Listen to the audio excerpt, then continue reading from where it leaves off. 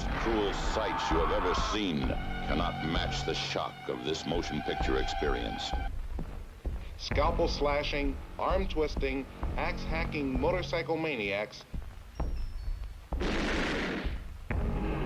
From the depths of this unholy tomb, terror. Hide if you can. Together, the pair everyone is talking about. Welcome to Terrible Delights. Welcome to Terrible Delights. This lemonade's so good. This episode, Scott is in a hotel in a different state than where he lives. I am, but I still made it. He did it. And we have our special guest, Edwin. Have you been on this before? Yeah, I was on for Driller Killer. That's right. You were. Yeah. But what makes this more interesting, so we have Scott in a hotel someplace where he doesn't live, and then we can see Edwin's carpet. Yep. And not him. Yeah, so I apologies. I probably sound a little bit different. I'm not at home. I have a nice mic set up, and You sound Pennsylvanian. Here I'm on a work headphone using my work laptop, so slightly different. But yeah, I'm in Westchester, Pennsylvania. Come and find me, suckers. By the time you get here, I'll be gone. All right, so this week was my choice. Scott seems thrilled. No, yeah, that's fine. Go ahead. And this is a perfect choice for you, by the way. Hey, I'm thrilled personally. I'm really thrilled. Yeah. I was watching this movie last night. I was like, Bill's gonna like this movie. He's gonna rate this movie higher than I think it should be rated. I've actually seen it before. Really? For the reason I chose it, yeah. I'll get into that in a second. Okay. I'll refresh your I memory. have two. Okay. So All right. So the movie's called The New Barbarians. An Italian movie. It's in the U.S. It was released as Warriors of the Wasteland in 1983. Better name. Warriors of the Wasteland, yeah.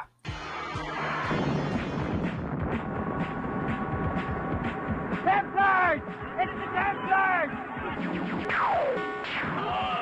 We are the Templars. We guarantee that all humanity, accomplices and heirs of the nuclear holocaust, will be wiped out once and for all. With all the Templars around, you women are getting rare. Let's see what I can do. Exterminate them. Let's go!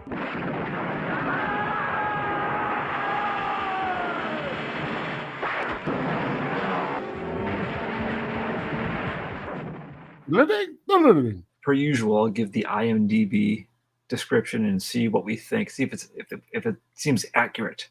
Does to the it actual movie. say an unrealistically clean group of with nuts? With not that detailed. That have watched Mad Max 2 decide to. Yes. So there's two mercenaries help wandering caravans fight off an evil and aimless band of white-clad bikers after the nuclear holocaust. I would say that's accurate, except that they're not really bikers. Some of them are on bikes. Some of them are I wouldn't describe them as like a bike gang. I don't know if they're aimless. They have a mission in their minds too. Yeah, it doesn't make sense because they're all alive. But yeah. Yeah. Edwin, your thoughts? I think it's accurate. I want to preface something real quick before we get into this. I actually wrote a huge article well, I'll show you guys. I can't see it out there, but in Midnight Magazine number 6. This was a couple years ago. That I wrote country lady's products were showing. Whole article called Casserole No Castellari about Enzo Castellari, and I go through kind of his movies. I don't really touch on New Barbarians, but I want to read you guys what I said about it. All right. I said The New Barbarians is something you could watch for the sheer ridiculousness of hijacking Mad Max 2 without any shame. So yeah, that's how I feel about it. Definitely influenced. I know that he liked this movie a lot. He was very pleased with his work on this movie. I think especially based on the budget restraints. Yeah, for the budget restraints, it's pretty good. I think it's like a pretty good like in terms of like how they utilized the low budget, I mean, it turned out looking decent. You know what I mean? Decent, better than some other offerings of the time. I mean, was Yeah. the budget like $100? Hey, those explosions cost $100. Each one of those bombs blowing off. The meat they had to buy from the deli to fill those dummies to explode, that cost a lot of money. Yeah. I showed my my 7-year-old this movie, and he thought that shit was hilarious. He was like, "That dude's head got fucking cut off. There's no blood. They're dummies." I mean, he was getting a fucking kick out of it. The DSS showed up. Did your son actually drop the F-bomb? Oh yeah, he swears. I mean, we're pretty relaxed family. His teachers must love the Edwin family.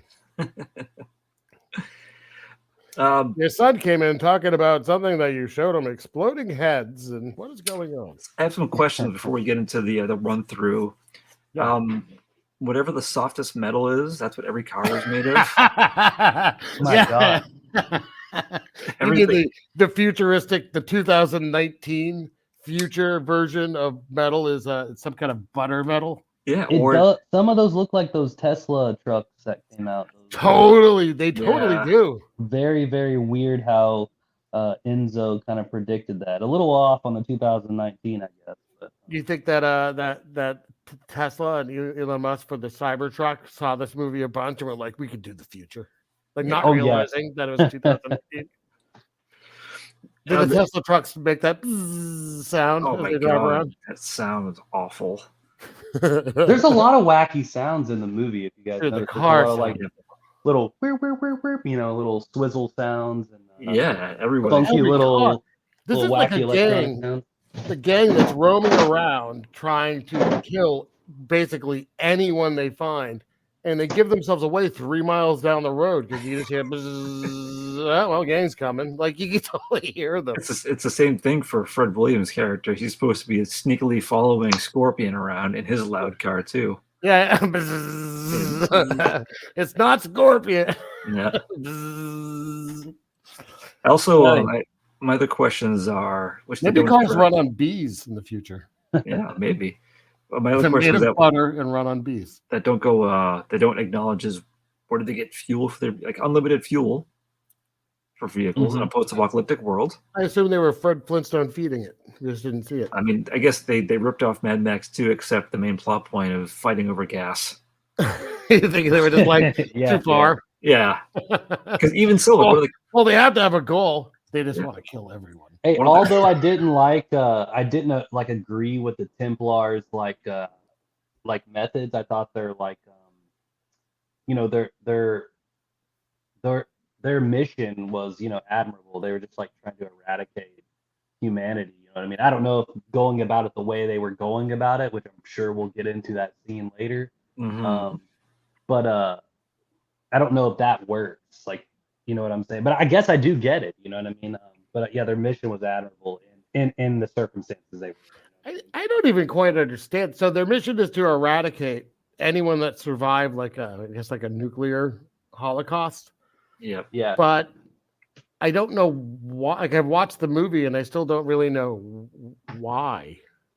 I'm confused about this 2019 future too. After a nuclear holocaust, why were they having laser guns? Like, where did they get their technology? Right. Where they get their uniforms? Yeah, their uniforms. I mean, it was pretty clean. It was a pretty clean. Where did they get the pop-o-matic tops for their cars? Yeah. I'm also wondering what nuclear bombs turn people into skeletons, but doesn't take off their clothes. Yeah. You think it would have been a lot different if Enzo had watched The Day After a couple years later? They also, where did Shadow and Mako get all their hair care products from? I said the same thing. Beautiful. I was like, these guys' hair are great. Where's the hairdressers? You know? I know. Like most of the other guys, it was just like, mop top, whatever. Hey, George Eastman's wig with that little, I guess it was a wig, right? You think his the one's wig was with the stripes, like those were that was a wig, right? No whiteout in his hair. They just took some whiteout. It's like gallons of whiteout. Yeah, it was cheap. Just put it in and slicks it back. Yeah. Nice. He's I have to say for him, I think this is the first movie full movie. I'm aware of his other works, but he definitely just looks like someone that you would not ever trust and would appear to be dangerous. Well, he's doing a good job then. Yeah. And do you guys have an opinion on his general appearance? Like, I know he's also 6'9", which doesn't help. Is he really? Yeah, he's 6'9". Wow. All right. According to Wikipedia. No, I agree with that assessment. I don't trust him. Yeah. Edwin, trust him? Yeah. He doesn't seem No, like I don't. Okay, good. Yeah. Glad we all agree about that. And it's not just hair; it's like hair dye too. Like, how do you get purple hair in a post-apocalyptic world? Why would you want it? Who are you showing off for? You're killing everyone. Yeah, I don't know. Who are you peacocking for? Yeah, I like the start to I like their version of the a nuclear bomb hitting a city over the opening credits. It seemed to be a very slow effect. It was. So I watched this on YouTube, and I watched the HD version of it on YouTube. Yep. And I'm sure part of it is because I'm watching it on kind of a shit laptop, but I was trying to figure out what the hell was going on during these credits. I could not figure out what I was looking at through some of it. It just seemed like a really slow. I don't know. It wasn't what you usually see as a nuclear bomb going off. It was super slow to roll out the credits. Nothing got wiped out. But the music, the synth music was nice. Yeah. Throughout. Claudio Simonetti's I don't know if it's his best score, but I dig the score a lot. So one of the women in it was married to him. Yeah, she was. Yeah. Who are we talking about now? One of the women, the first, I think the first woman. The first one. That gets rescued. Yeah, the love interest. Scorpion's love interest, right? Oh, okay. Yeah. She was married to Claudio Kanakis. She had large hair. She did. She was like some Italian playmate. Her I gotta say too, obviously the Templar outfits don't make sense in a post-apocalyptic world, but neither did hers. No. It's not particularly make no sense. They're so white. But hers isn't even functional whatsoever on them, with the weird the round shoulder pads. Yeah.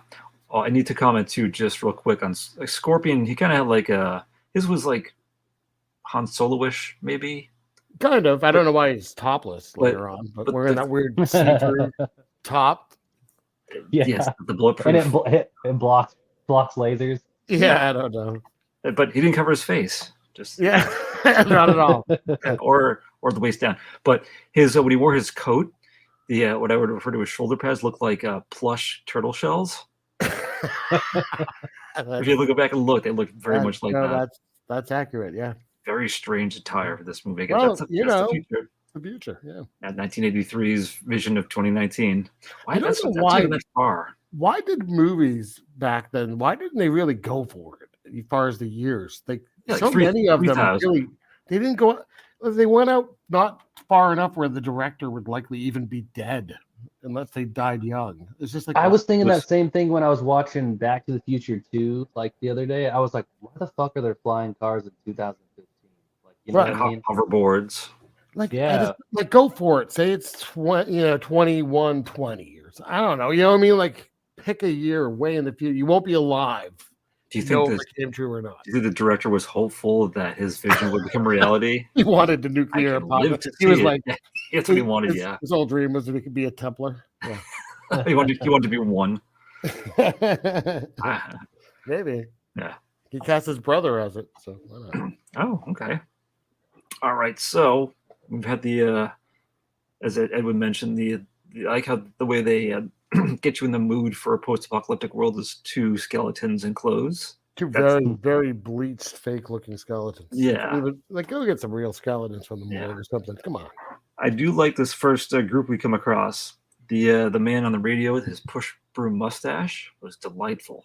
I like the guy with one eye lens, like one glass lens. Oh yeah.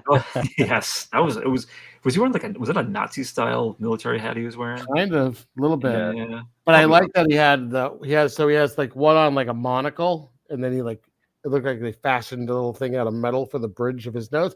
I actually kind of did like it. I was like, oh, they put a little thought into making it look really, what you might salvage. Oh, that part, yeah. Yeah. Like their outfits. Although I know there was like a heavier set guy with like a beard that was wearing, I think, like painter's goggles. yeah. Which would offer no protection against these guns that they have. Well, the lady later's wearing like space age sunglasses, so. Yeah, that's true. I don't get this. This happens a couple times when the Templars come. At first, again, you can hear them coming, and they slowly. It's coming on. It's the Templars. They slowly circle. They give this group time to set up and point their guns, but don't. Why aren't you shooting at them? Why are you waiting? Yeah, they're going around in a circle like it's easy targets. Like they're in the circus. They're going to jump in the motorcycle cage. I don't really understand the point of this. Yeah, but I like when one breaks off and you're like, oh, what's he going to do? And he smashes through a bunch of kegs. Yeah, that was like that's supposed to be their food supply. I get, or like is it their beer supply? What is this? It's a little high life. I mean, the whole opening scene, like the whole opening, part, you really don't even. The plot isn't even like really explained what's going on. You just see a bunch of no, you're just like, well, this gang that's all in white is clearly up to no good. They all look kind of shifty. Yeah, white is supposed to be good. Mm-hmm. Sometimes good guys don't wear white. I guess so. Yeah. There's a thing too, and it happens later too, where one of the guys is on like a ham radio kind of thing, and they're trying to get a signal. That's the mustache man. Yeah, I like his mustache. But then there's there's like a kind of free for all. But some of like the caravan they have some weapons, so they're fighting back like a little. So they take out a couple Templars. Some of the Templars, yeah. Did anyone else notice that there was one guy wearing yellow pants who gets shot in the back 3 separate occasions during this fight? I did not. It is clear because he's the only one wearing yellow pants. That's awesome. I didn't. Yeah. Is this the one with the hand grenade, or is that the later one? No, that's later. Okay. That was a weird grenade. Yeah, everything was weird. There was a lot of slow motion where it didn't necessarily have to be. I think too. So much. Like which I think that's like Castellari's like shtick is like. Yeah, it should have left it alone. It would have looked better at regular speed. Yeah, dude, the car chases and everything seems like they're going like 20 miles an hour, which I read on a letterbox someone wrote. They're like, all the car chases don't even seem at high speed, like they don't, right? Like casual car chases. They're in go-karts. Like those aren't even really cars. They're in a post-apocalyptic wasteland. Yeah, if they get away, we'll just catch them again. I think most of the cars look like stripped down dune buggies that they wrapped in aluminum foil. Oh yeah, kind of. Yeah, or like a tin or something. It was all weird. I do like when they kill most of these people, and then Mako, you see some guy running away, and he busts out that little the pinwheel. The pinwheel, yes, the pinwheel of Decapitator, and it's like wee. Yeah, more noises because that's what you need. But just the way they're not even like foreboding noises. They're kind of like that's fun. They're wacky. Like it's really wacky, right? And so so that happens. I like the guy's running away. He falls to his knees. He doesn't think to like fall over and duck. Don't roll out of the way. Just take it. Yep.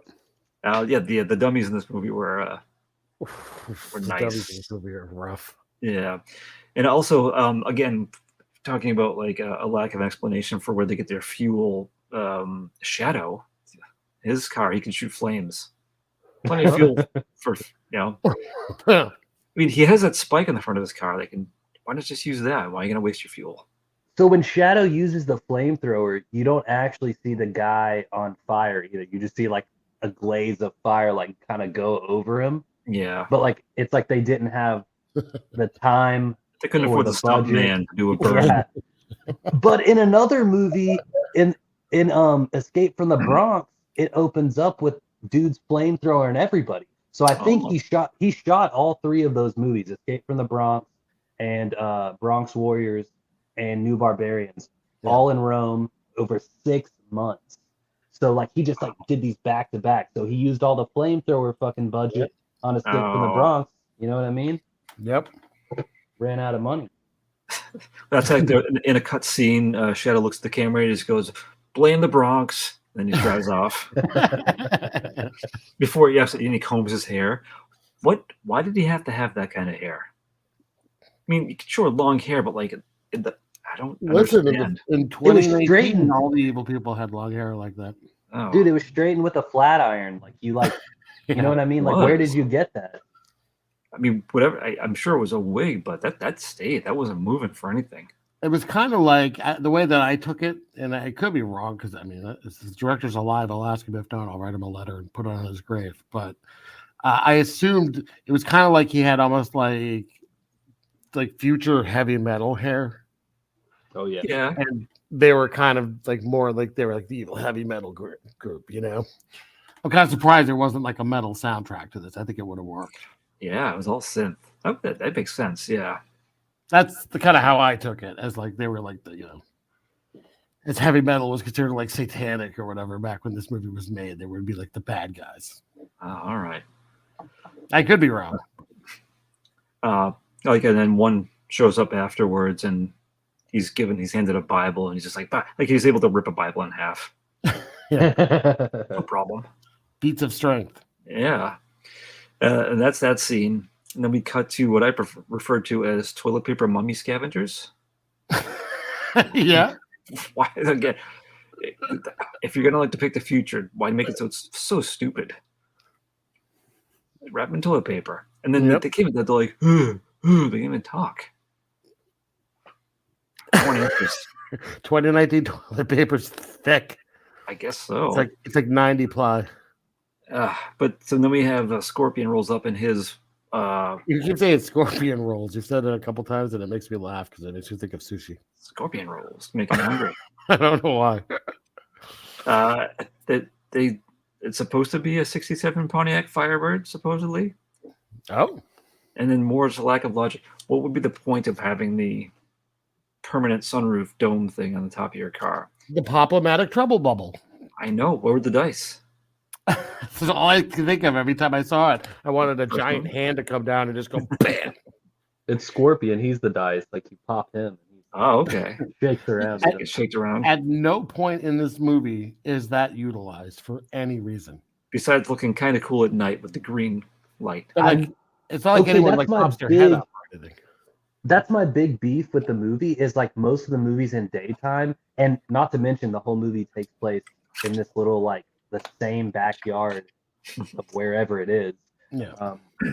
I wish there was more night scenes because those night scenes actually look really fucking awesome. Yeah, when you have the green glow happening. Yeah. The daytime scenes, they're just kind of like, I don't know, it looks like people riding dirt bikes. You know what I mean? You know why? Yeah. You know why though? I know why. Sunlight is free. So very, very true. What? Yeah. Did they pay for the dark? Little tip for you movie makers out there. Sunlight is free. You're welcome. But the Pop-O-Matic bubble, that's the first thing I thought of was the game Trouble. And I was like, why would you have this on your thing? And no one ever shoots it. No one I thought ever his car goes looked into it. like a Batman. Like it kept reminding me of Batman. Oh, the old Batmobile. Yeah. Or the Pope-Mobile. Yeah, that too. Yeah, Pope-Mobile. And it had like dryer vent tubes in the sides. Just whenever he wants to sneak away, he just goes up at it and waves his hand slowly and goes, "Papal motorcade." Just that goes through. Yeah. No problems. Everyone, shut up! Put your guns down. It's the Pope. Yeah. So there's not much here. They just kind of establish Scorpion's a badass. He kills all the toilet paper mummies, and he puts one guy out of his misery. Mm-hmm. But then he arrives at an ice cream truck covered in aluminum foil and dryer vent tubes. That's my note for that part too. Yeah. When I saw, he has a battle with someone with a slingshot that makes bullet ricochet sounds when that's a powerful slingshot. These movies all have that ricochet sound. I mean, it does kill people later, so I guess there's something special about it. But it's just a kid, and my note is, it's just a kid that I really want to punch in the face. Yeah. Everybody hates that kid too. Yep. Hey, it sucks. They hate him in House by the Cemetery, Fulci's movie. Everyone hates that kid. He has a happy ending in this too, and I wasn't happy for him. Yeah. That's a weird ending. we'll get to that. He also sounds like if they took either Jean-Claude Van Damme or Dolph Lundgren's voices and put like a child effect on it. That's what I was thinking of whenever he spoke. Yeah. I didn't buy like that. him. No, he sucked, and I don't even understand. Like, he sees the kid and he just stops and like smiles, like, hey. That's the thing. We try to kill each other, right? And then you fix my car for free. Yeah. I did like how an ear was found in the engine. That was nice. So he fixes his car. That's not much there. Then we have back to the Templars. Now this is when it made me think of soft metals, because they're chasing this truck, and that looks. Is this like the Tesla looking thingy? Yeah. Okay. Mm-hmm. But one of a couple. Yeah. Yeah. But they had like a spike that poked through the back, but it was no give whatsoever. Like my finger could have gone through that metal truck. Yeah. I think. Yeah. And the thing extends from the front of the car so slowly. Yep. Well, it's everything's so slow. You off camera, you don't see the Templar who's hand cranking it because they can't afford. Kind of what it looked like was happening. I'm not surprised that actually was the effect. But I have before I forget, because I didn't write it down. I have another Templar question. So if everyone drives in a car, they all have passenger seats, but the passenger is always standing either on the seat or outside the car for some reason every single time. Every time, yeah. Why? What's the point? They don't want to get their suits too close together because they might get dirty. Is the driver's side like heavy and they have to offset the weight by leaning backwards? Maybe that's it's making me think. Edwin, have you seen Mad Foxes? I don't think so. Oh, because there's a biker gang in that. Edwin, you gotta see it. Mad Foxes. It is insane. I don't say this about a lot of movies. You just need to bump that high up on your list of things to get to. It's ridiculous. It just makes me think, because there's a biker gang in that, and the leader doesn't have his own bike, so he has to ride side saddle. But it's but there is no saddle. It's no seat. He's like hanging on to like a piece of metal and it doesn't make sense. And it causes the bike to go super slow, which they acknowledge in the movie. He's kind of hanging on and trying not to hit the wheel. Yeah. I mean, you need to see it for other reasons, but the movie's fantastic. There's a scene where a guy is on a toilet being threatened, and you see his dick. You don't have to, but you do. Hell yeah! And it's uncircumcised, so there's a reason to see it. Anyways, yeah, I don't get the Templar driving logic, but kind of weird. He's good. Templars. Yeah, I do like how they use a flame. This is a good use of the flamethrower inside the truck to get them to jump out. Yeah, that was smart.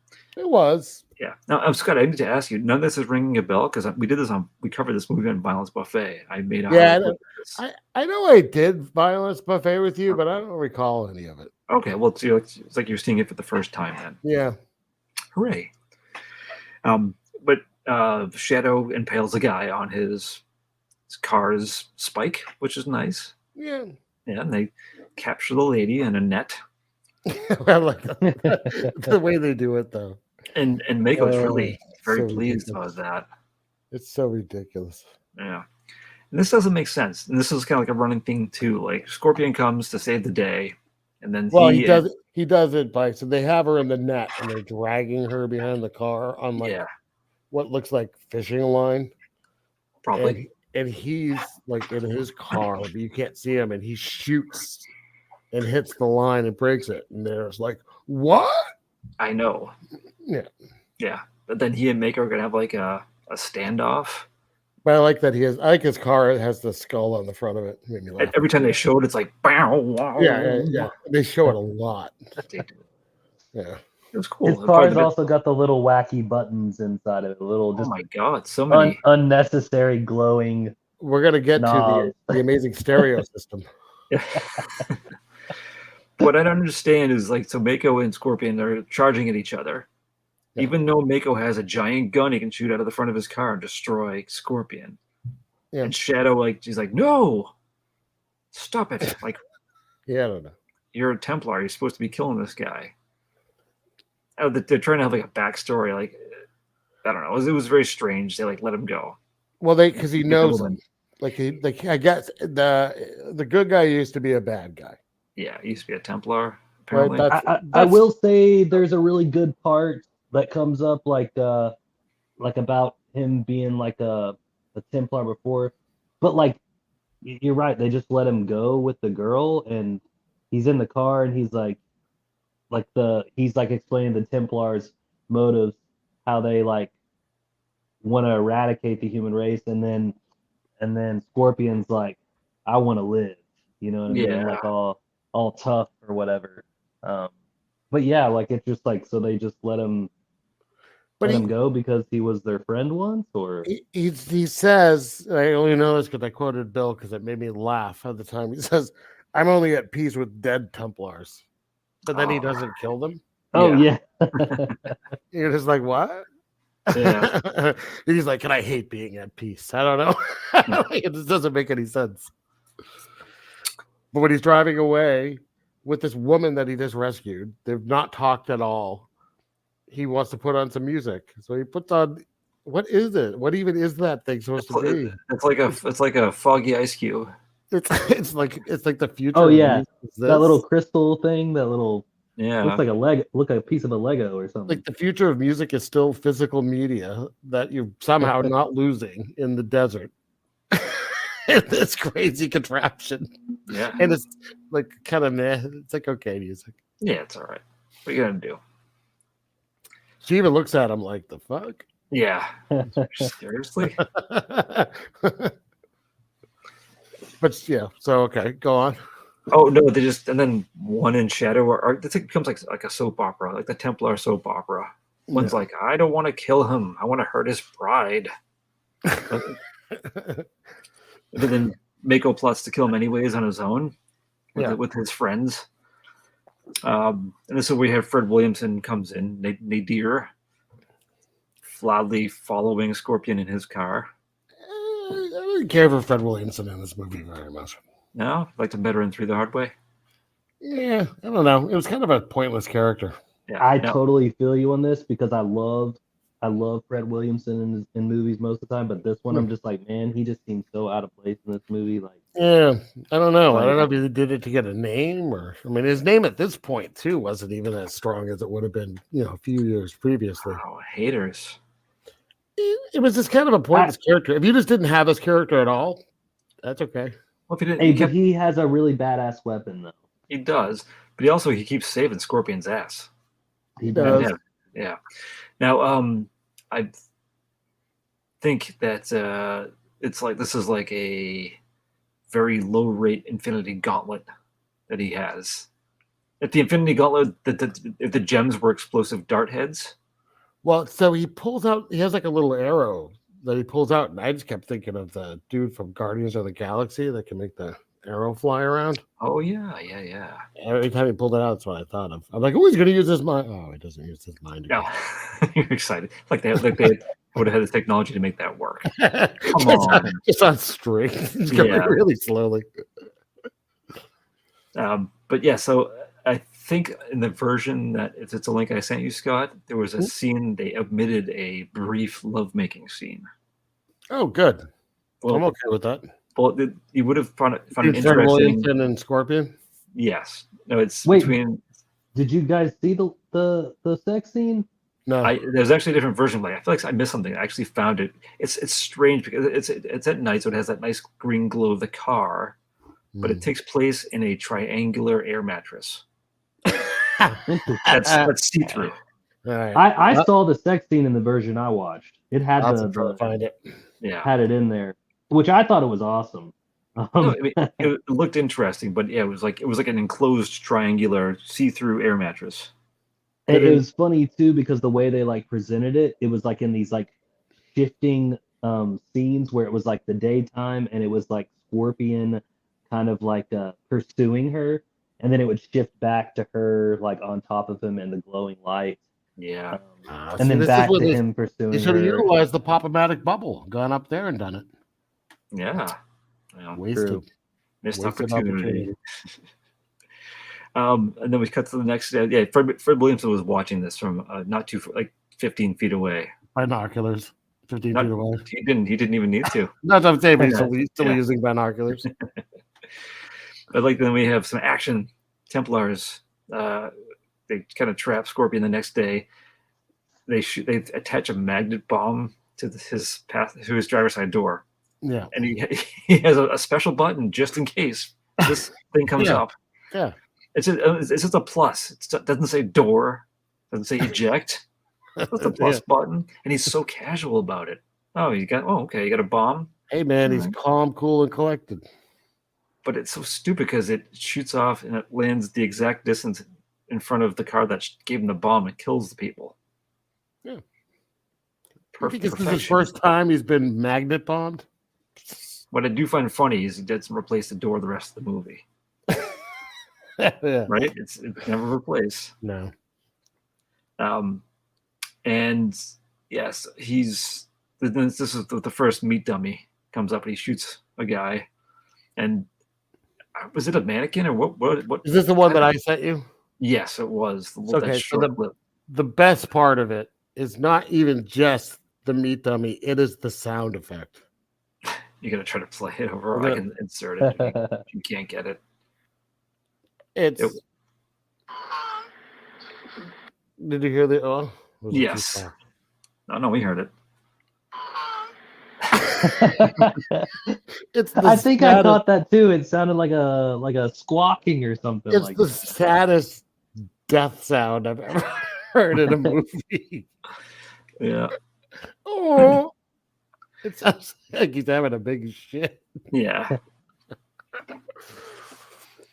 But it's I like how afterwards too that they thought for continuity they kept it on the vehicle afterwards. This was like floppy ragdoll. Yeah. Still be falling out of it. And this is where Fred Williams interjects, but all he does is he creates a giant crater for Scorpion to dive into to avoid being decapitated by the killer pinwheel. Scorpion's on foot being chased, and this guy doesn't see the giant crater being shot into the ground. But it's funny when Scorpion jumps in and then the guy goes by. He's going like 2 miles an hour too. It's a very slow. It's a slow chase. Yeah. Yeah, because he just jumps back up and goes behind it. Yeah. And it's funny too, like Scorpion jumps on, punched in the face immediately. Like every time he tries to get in, he's just and he knocked something off the back that I couldn't figure out. What the pinwheel? He's gonna knock off your decorations. He lightly tapped off the pinwheel of death. It came off immediately because it was so cheap and chintzy. But then he's climbing on top. He's gonna come in above the driver. But then he doesn't really, and he makes noise, so he knows he's there. Yeah. Ooh. Stupid. Oh, no. That's what he says. He just gets to the top and he goes, oh, no. Oh, no. What am I doing? Oh, I forgot. I'm afraid of slow chases. But it is nice how this eventually... Also, the driver could have just, I don't know, stopped driving rather than looking. He's trying to control the car while fighting, but he could just stop driving. I was concerned when he was being forced out of the car and his rat tail ponytail was actually hitting the ground. Like that's gonna get stuck under a wheel, get pulled. I think that might be real hair. Yeah. But oh my god, the way that dummy goes under the car. I mean, imagine if that was a real person face down, just getting dragged. I like the cuts so abrupt. Oh yeah. He's supposed to be falling out of the car. So you think, a human being falls out of the car, maybe rolls. It's just like bam, down. Yeah. Because it's going like a mile an hour. Yeah. And then eventually, I'm sure in his mind, he's like, he's going to go under the wheels right away. The body's going to roll and then stop like a real dead person. Yeah. No. Not at all. Yeah. And then, we get the first arrow to a neck with the head exploding. And it's nice because the head goes right up in the air. That was a nice one. It was nice, yes. Is that the one your son was excited about? No, he didn't get that far into it. He only saw the opening. So he didn't show the whole movie. No, he got bored. Oh, when he's older. Yeah. All right, so they and again, Scorpion. I don't know what it is between these two, but Scorpion lets one guy live. I don't know. I couldn't figure it out. I couldn't figure out the relationships between people. There's a lot of holes. Yeah. But then Nadir beats up with them later, and they decide to go to a caravan to get help for the lady's injuries that she has because she hurt her shoulder. Nadir knows of he passed a caravan. Yeah. Why he didn't stop then, I do not know. But he passed one, so he's aware that there's one, and he thinks he may be able to get some help. Yeah, so they're making their way there, and then we cut to the funeral for Mako. They've stripped him of everything but his cod piece for some reason. Which is, I guess, is thank you. Now, do you think that the curtains match the drapes in this situation? Think of a purple mohawk with a ponytail down below? Absolutely. Yeah. It's the future, baby. Is Edwin still with us? Yeah, I'm here. Okay. Did you just want to avoid? No, you're on. I just put you on. Oh, okay. Who's the guy that they're punishing at this time? That's his friend who went with him and disobeyed orders. They weren't supposed to attack Scorpion. Okay, so he's being punished by witnessing. I mean, we're gonna find out what happens to him, but for right now, he's just kind of being forced to stare at this dude's crotch. Yeah. Maybe he's seen a little bit. Did anyone else think they were going to catapult him? No, that would have been awesome. That's why I thought he was on a catapult. I thought there was going to be like the corpse or the guy. The guy. I thought it was just going to be like we miss you, brother. Shoot him off. Oh, another missed opportunity. Yeah. I don't know what the hell they had underneath him. It wasn't wood. It was like weird, like crystals, and they just shoot at it, and suddenly he's like burnt corpse right away. I noticed they call the guns fire guns at one point. I noticed when people get shot, they have like huge burns in their faces, and that's enough to kill them immediately. All the time, yeah. That's the first caravan. That's how everyone died, was like minor burns to the face. Yeah, treatable burns. Like, no, we have no gauze, and they just die. I don't know, but I like that guy who they're punishing is because he's tied up. Is I guess too near the fire, and he's should try to blow it out. Oh, we got it's just 10 minutes of him trying to blow it away. But then at one point he's like, "At least give me some marshmallows." Yuck, yuck, yuck.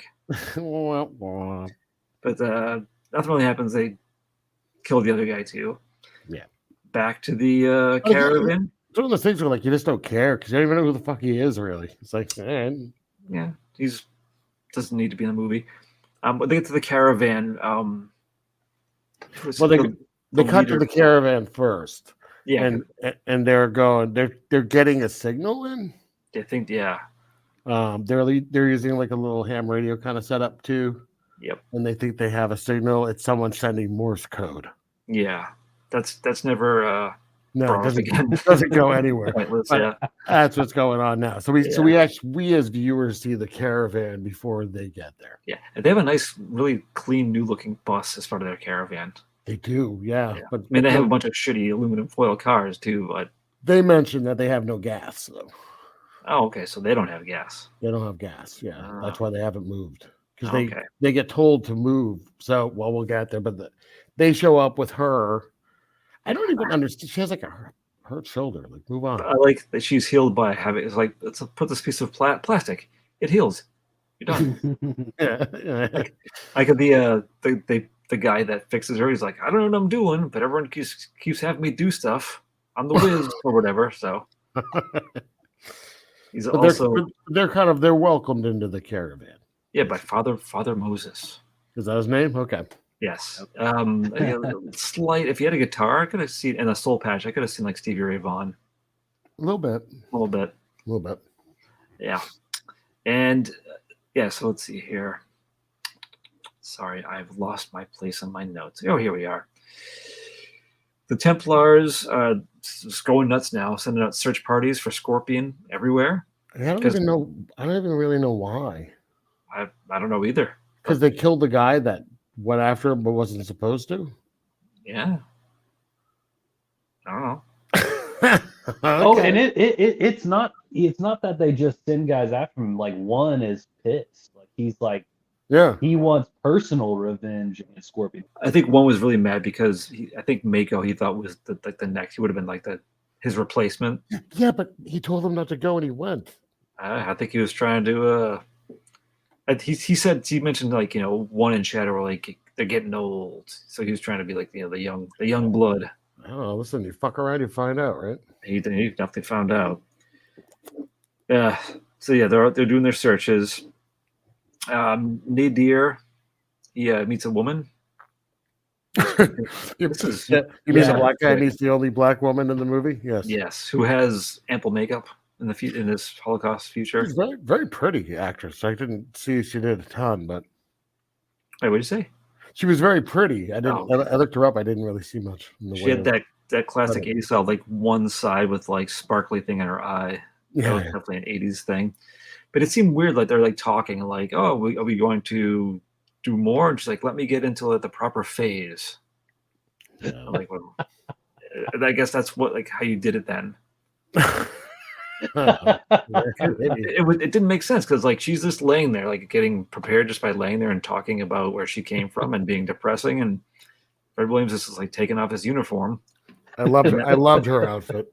Yeah, dude, they prep you up for this like an arc for Nadir to have like a romantic interest, and then it's just forgotten about, really. Yeah, it's never really thoroughly explored. You see them really together at the end. That's about it. Yeah. And also, this wasn't triangular, but it was another air mattress, clear.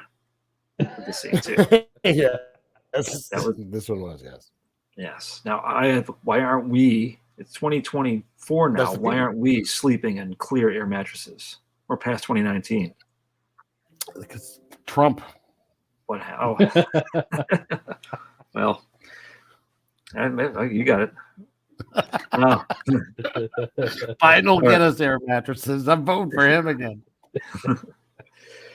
So the Templars, they find the camp, but Scorpion leave because that's his whole concern. It's like, if I stay, they're gonna, they're never gonna stop. And so, but she decides to stay with the camp. They're not gonna stop anyways. They're gonna kill. Their goal is to eradicate any human being. Yeah, I know. Like stay and help them. Yeah, but I like how he gets like the entire Templar clan is following him. He has trunk missiles, which are nice. Yeah, those doesn't make sense. He has no guidance system or way to aim them. He's just pressing the button and hoping. Yeah, and he hopes with his joystick inside of his car. Yeah. In the future, missiles will be kind of randomized. Yeah. So he takes out a couple, but then they trap him. Yeah. But oh my god, this initiation scene. Yep. Oh yeah. Mm-hmm. It's an interesting technique to eradicate. Yeah. Okay, so here's my thoughts on that. It's like you can't. It's like their way of saying, like, you can't reproduce doing that. You know what I'm saying? Well, yeah. And, but I have to prove it though. Well, it's really funny too because I was watching it and I didn't remember this from I hadn't seen it. This has been 5 years since I'd seen this movie, and I didn't remember this being their method of eradication. Because it's funny when his ass cheeks come out of his pants. It's the perfect swat off of his. He had some ashless chaps just ready to get his ass smacked. You know what I mean? And I was I stopped. I was like, holy shit, they're gonna fuck this guy. You know what I mean? They do. Yeah, interesting technique, but the direction here was kind of good because there was a lot of quick cuts and they were showing it was the best directed scene of the movie, I think. Yeah.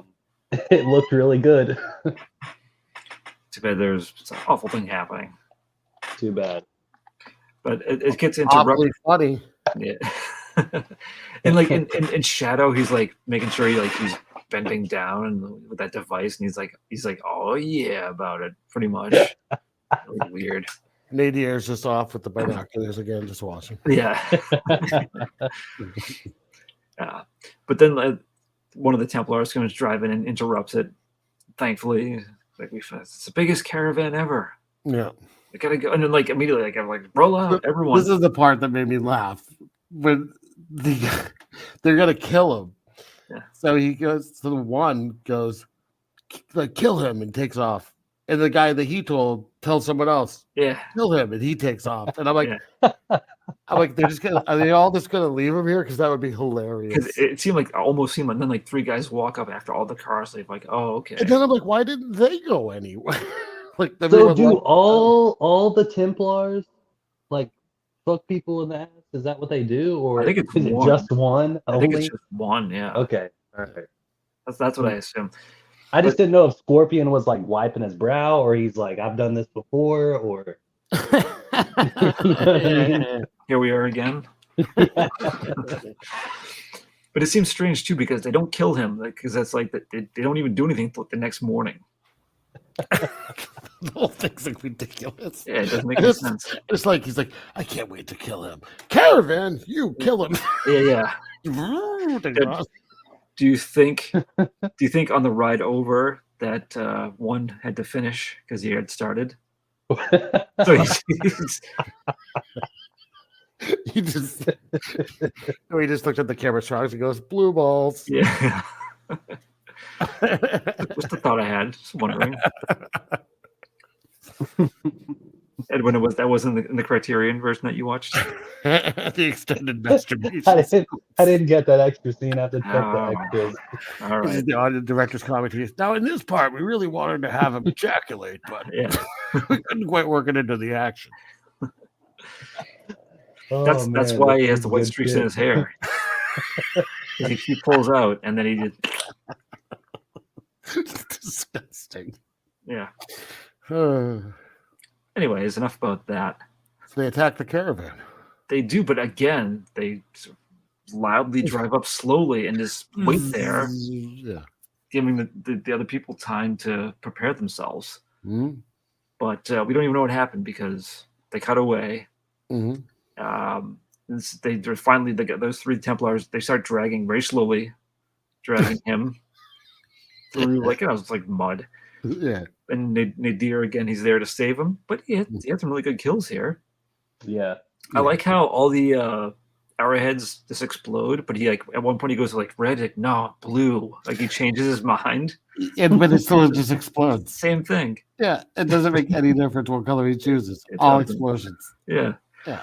But I do love the first guy is like a regular, it explodes in front of him, he's taken out. But the second guy, he gets it in the neck. And his head explodes off, but he keeps driving anyways for a minute. Yeah. And even in the movie, like Fred Williamson's character is like, "Oh, that's weird." Like the look he gave was like, "Oh." I like when the head flies off too. It does like a roll. Like, yeah, it was like the smoke cleared. You can see the head like going away. It was nice. That was a good shot. And then I like it takes both of those, and it's like still like another minute afterwards before the guy that's dragging Scorpion realizes what's going on and stops. Yeah. And instead of he just slowly, casually gets out of the car and he faces the problem like, oh, what's happening? He doesn't dive for cover like he should. Yeah. Yeah, doesn't grab for a weapon. And he gets a arrow to the torso and he's another exploding meat dummy. Yep.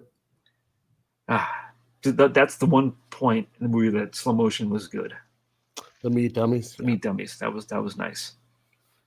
And so he saves him and he brings him back to the punchable boy.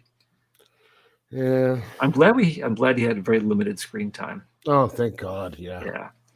Yeah. But so like this didn't seem like it was like an hour maybe tops that this whole thing took place. He fixes the car, he heals, and then they reveal the boy reveals that he has this bulletproof or indestructible plastic. Yeah. Lucky him. Yeah. And so now they're ready to go. And so it's all three of the boys involved too with this. He's a crack shot with that slingshot. He sure is. Always in the neck, under the helmet. Yep. I wish they had. I sent you guys a link to the kill counts. I don't know if you watched it or not, but they only did it for the two main guys. But that kid had a lot of kills too. Yeah. You're not wrong. Yeah. Because they cut back and like the Templars have like decimated this caravan. Only a few survivors left. The one is monologuing about their beliefs, whatever, blah blah blah. And I do like there was like the I don't know if it was they sent out like a search party. They're like, go check on those 3. I think he's calling like boneheads. Or he calls them like something like stupid that doesn't make sense. Chowderheads, something like that. Mutton heads. Yeah, nudniks. Yeah, I'm not kidding around. Was it knuckleheads? I'm being serious. Could it have been knuckleheads? It was something like that. I can't remember. Like I remember like thinking that it was some kind of like anachronistic term for being the future. like Three Stooges speak. Yeah, like, get out of here, you future knuckleheads. Yeah. I sent some men to the garage to find out what's keeping those dumbbells. But so the party sent out, they come back during his big monologue, and it's funny. It's like, how dare they interrupt me? But they're all dead. The car just rolls in, which is nice. Yeah. And then the fun begins. The full-out assault by all 3 of them. Mm-hmm. And there's just lots of like guys like bouncing off of trampolines everywhere. Oh yeah! Anytime there's an explosion too, they go flying. I was really sad. No Wilhelm effect. Really? Yeah. I gotta give him credit for not using it. What do you think of that? No, the explosions were kind of made for it. I think they were kind of perfect for it. Repeatedly using the Wilhelm scream every time. I think so. Yeah. Oh, there should be a movie that does that just to really beat a dead horse. Yeah. But let's do that. I used to do that. I used to make videos and put it in like inappropriately, like when someone falls down. Oh. So I didn't really make any notes on this because it was just so chaotic and kind of messy. But I know that Scorpion, he's going to have his standoff with one finally, and they're almost doing it like a Western. Yeah. And but then he reveals the weird, clear torso shield. I don't know what else you call that. And again, when he pulls off his coat because he gets shot through that little like hole. Yeah. And it like burns his coat, and he pulls it off kind of like like Clint Eastwood and his poncho. All I know is that poncho, all I know is you can see his nipples now, and I don't like it. Yeah. You loved it. Nope. Yeah. But why does one leave? He's been like so tough the whole movie. And he's just like, it was just think he has a fear of nipples. Go back up. You got a fear of nipples. Maybe, but he has no backup anymore. He kind of still did at this point. He left when he still had a lot of guys. But Shadow's sticking around. Yeah, I like how he gets killed. It's like how because not only does he get the face burned, but his precious hair gets ruined. He liked that. It did. It was nice. Happy. Yeah. It did. But yeah, they defeat all of these Templars. Fred Williamson gets. I like one of them. He knows someone's behind him, so he just tosses an arrowhead in. That's enough to make it explode. Yeah, very unstable arrowheads he has. Oh, we missed during the assault. This is when one of the guys threw that grenade. Was it this one? Yeah, the assault on the caravan. So there was a grenade in the initial assault at the start of the film. There was a grenade. Wait, there's the slow one that looks like part of a can. Yeah. It's so weird. He's like on a bike jumping over them, and he places it on the ground. Mm-hmm. It's so stupid. Kiss first. All right, go ahead. Yeah. So Scorpion, of course, chases after one, and he's got a new weapon. He's got his own like drill spike that comes out. And now, do you think very slowly? Yes. Do you think the placement was as like a sodomy revenge? It seemed like it was pretty. Yeah. I mean, I don't know if that was actually the thought, but that's pretty much what it was. That's what it looks like it went to. Yeah. Yeah. And then right through the cold, the entire car. Yeah. More soft metal. He's driving. He has no idea that this thing's smashing through his car while slicing like butter through his car. That makes sense because his car's so goddamn loud. That's true. Scorpion's the only one who doesn't have that sound.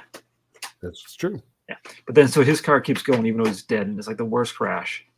Like it hits, it stops. Like it's going 2 miles an hour. The rocks stop it, and then the It looked explosion. like it was falling apart before it even hit the wall. Because it was, but the explosion was so like it's senseless for that part.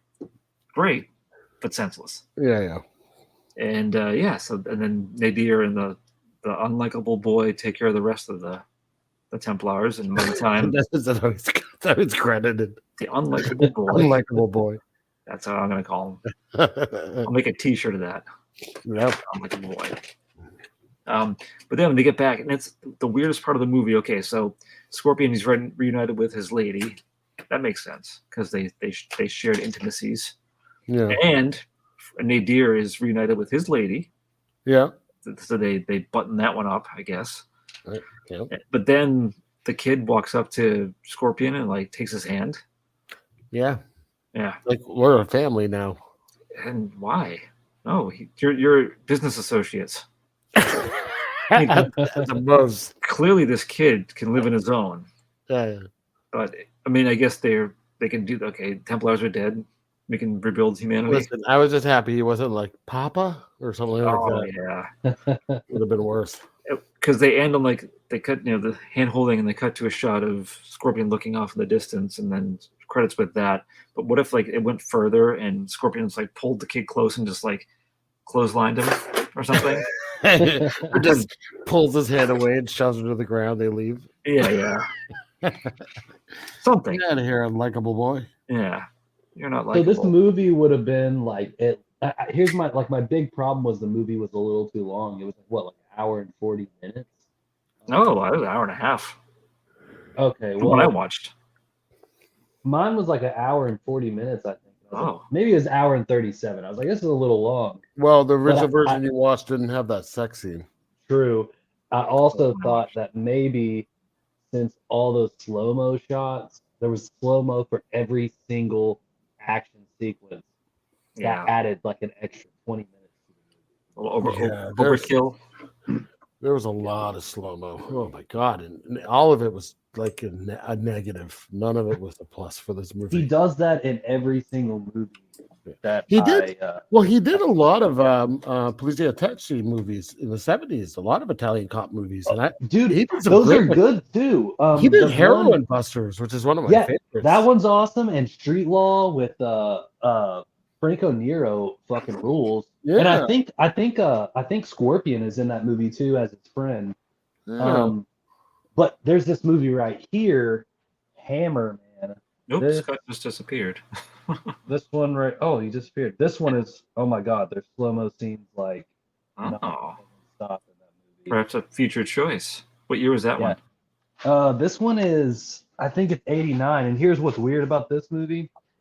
I only have a version that was like recorded from a Japanese TV, so it's like got Japanese subtitles on it. Oh, that's interesting. Yeah, it's really funny too, though. Well, here he is. Laptop. I think I have another. I think I have another one too in here. Sorry to disappear on you there. And this movie, this is like the exact same movie, 2020 Texas Gladiators. Texas Gladiators?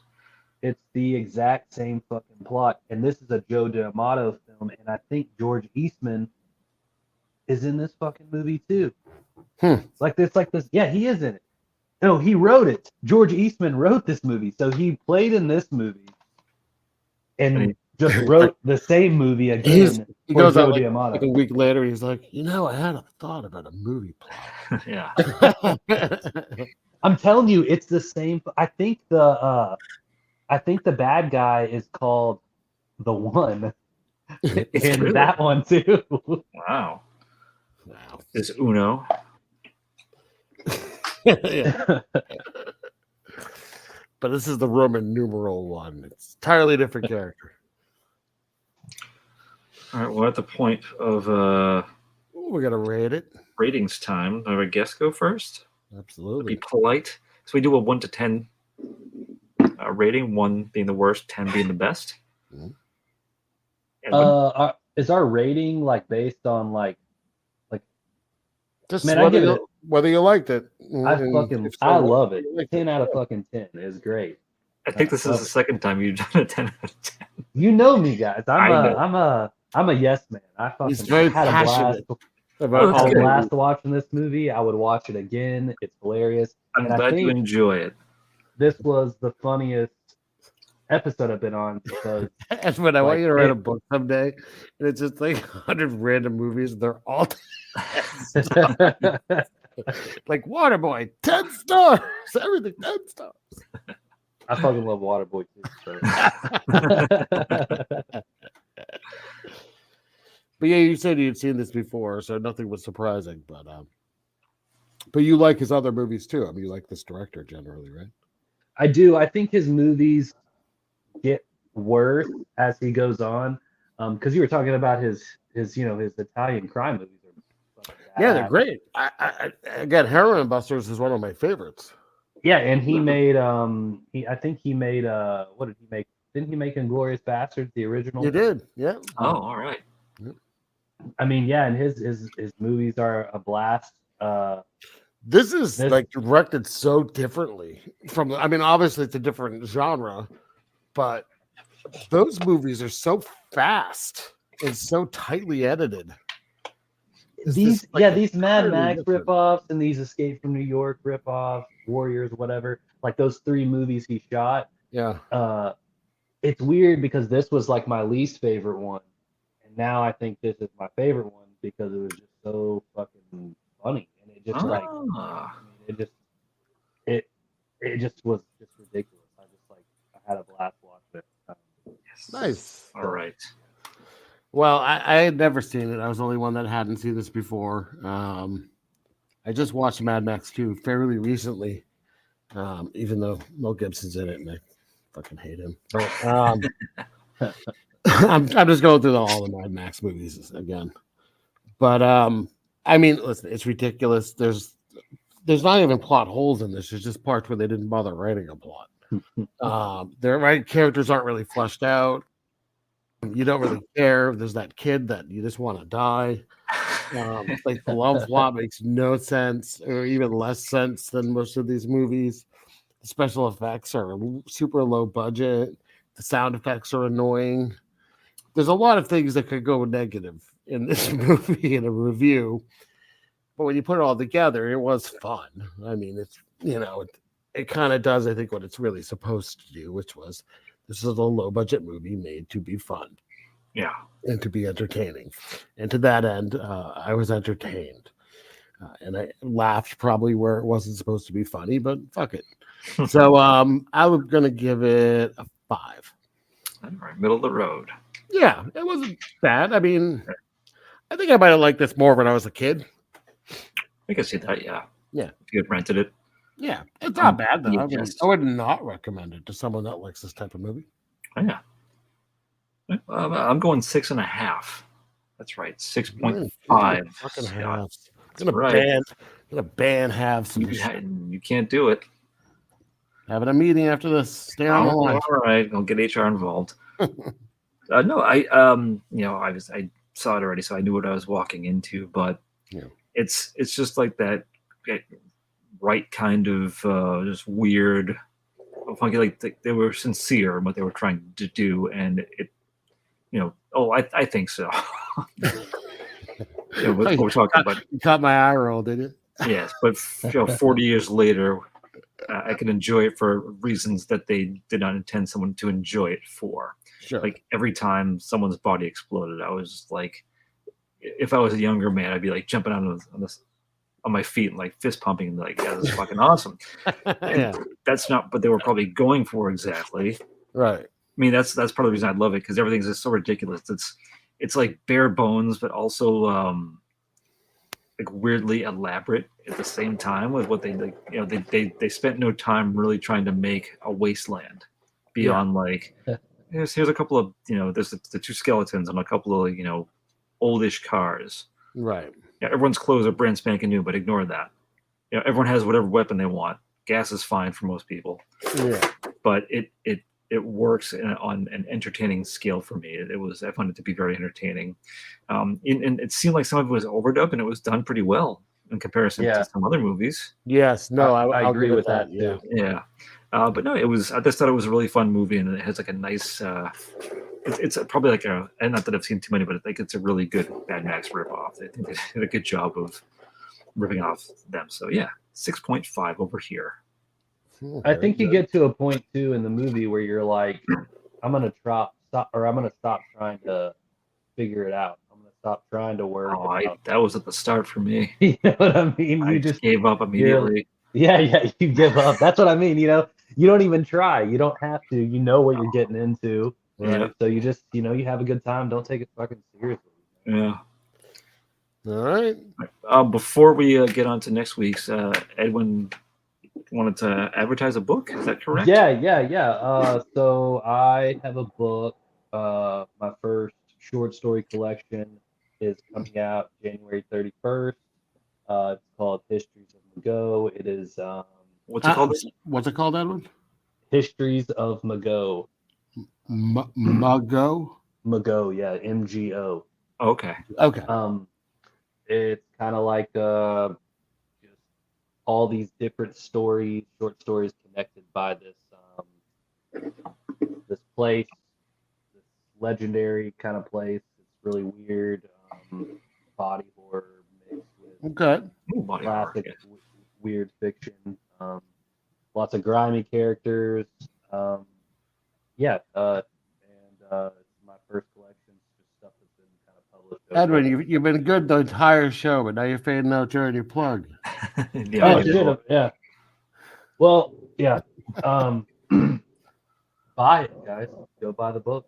Is it going to be available online somewhere? Yeah, you can buy it on CastaignPublishing.bigcartel.com. It's also on Amazon, Barnes & Noble, all that shit too. All right. Your major book retailers. Yeah, you can buy it. There's the history of MGO, Mago. Yep. Histories of Mago, yep. Cool. Well, congratulations on having a book, man. Yeah. Yeah, thanks. That's awesome. Yeah, thanks for having me on too, guys. Fucking great. No, of course. Always a pleasure having you. Please come back. Oh, yeah. We'll do more post-apocalyptic fun. You might want to come back next week because I got a good choice. What is it, Scott? Well, so next week's going to be episode 49, Bill. I know. And then we have our big episode 50, and then season 2 is over. That's right. So I've been wanting to do this movie for a while because you've never seen it, and it's like a favorite of mine. Mm-hmm. So I'm finally going for it. It is Savage Streets with Linda Blair. From early 80s exploitation revenge movie. Oh, I like revenge. Okay. I love revenge movies. Yes, you'll like it if you look at the cast of it. Linnea Quigley plays Linda Blair's sister, and it's pretty great. You'll like it. I assume there's nudity then. There's a lot of nudity. Okay. There's the bad guy that has a punchable face, and it's all there. Is there a child with a punchable face?